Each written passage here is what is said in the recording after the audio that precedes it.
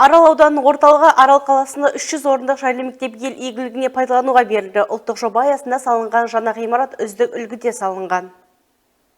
Біздің өңірде жалпы саны 21 жайлы мектеп салу жоспарланған. Олардың басым бөлігі аудандарға және соларға қарасты ауылдарға тиесілі.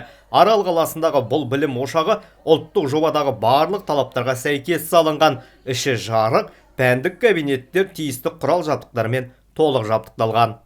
Әр ауылдың баласы оған қол жетімді болу керек оған. Неге барлық ата-ана бірдей салық төлейді, барлығымыз бір баламыз бірдей ғой. Неге бір мемлекетте тұрып, қаланың балдарына Астана, Алматының балдары жақсы мектепте оқу керек, ал қалған балдар әйтеуір ілінген жерде отыра беру керек. Ондай емес. Сол себептен президент тікелей тапсырма берді. Зерттелді жақсы, ең жақсы мектептерді Сингапур, Финляндия мектептерін көрді. Осы жайлы мектепті қарасаң, өзі Финляндияда біз барып көрдік. Ең сапалы мектептердің стандарттары. 300 балаға арналған білім ошағында бүгінде 500-дің үстінде бала оқуда. Олардың барлығы жақын маңдағы 3 мектептің оқушылары. Ұстаздар да жергілікті жерден.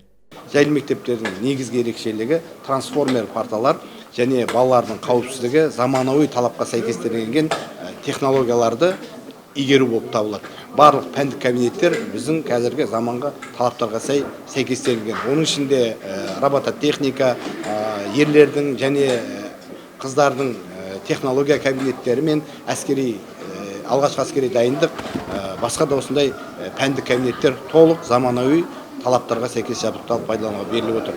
Әрине, бұл Арал ауданындағы 300 орындық жайлы мектеп орын тапшылығын жоюға арналған бұл жаңа мектеп болып саналады. Сондықтан да осы жерде 62-ші мектептің 262-ші және 13-ші мектептің балалары осы жерге ауысып келуде қазір. Бұған дейін облыс орталығы мен Жаңақорған ауданындағы жайлы мектептер ел игілігіне табысталған болатын. Алдағы уақытта оқу жылының аяғына дейін тағы бірнеше мектеп пайдалануға беріледі. Нұрдәулет Қалабеков, Ержан Сүлейменов, Жарас Рашев, Қызылорда қоғамдық телеарнасы, Арал ауданынан.